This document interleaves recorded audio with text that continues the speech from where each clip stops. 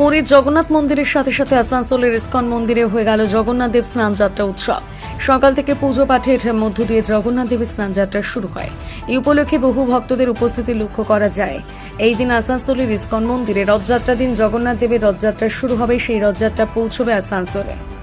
সেই সময় যদি গিয়ে বলেন দাদা আমাকে 10টা টাকা দিন, আমাকে 100টা টাকা দিন, ও তুমি আমার বড় দাদা, নাও নাও নাও নাও নাও।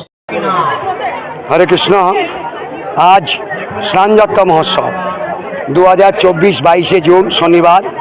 আজকে স্নানযাত্রা মহোৎসব, জগন্নাথের স্নানযাত্রা মহোৎসব। এই দিনটি খুবই প্রসিদ্ধ, কেননা ভক্তরা 365 দিন অপেক্ষা করে থাকে কবেই স্নানযাত্রা আসে।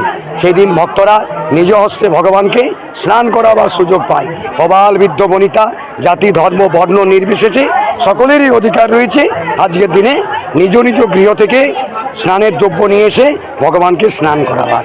সেই মহতী দিন, সেই আজ স্নানযাত্রা। আজকে আমাদের সকাল থেকে স্নানযাত্রা, গৌরীয় ভজন।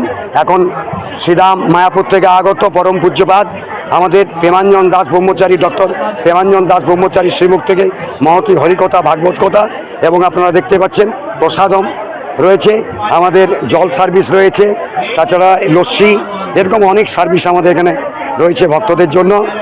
আর আজ থেকে জগন্নাথের স্নানযাত্রার পরেই আমাদের আবার সেই পাণ্ডু বিজয় অনুষ্ঠান। পাখণ্ডী বিজয়ের পর ভগবান আবার শয়নে চলে যাবেন। এখন জল লীলা হবে।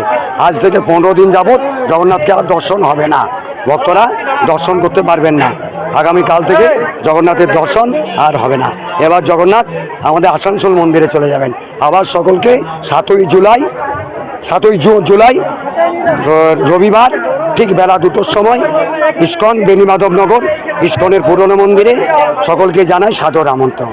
হরে কৃষ্ণ। আমার নাম পুণ্যাত্মা শিবাস দাস।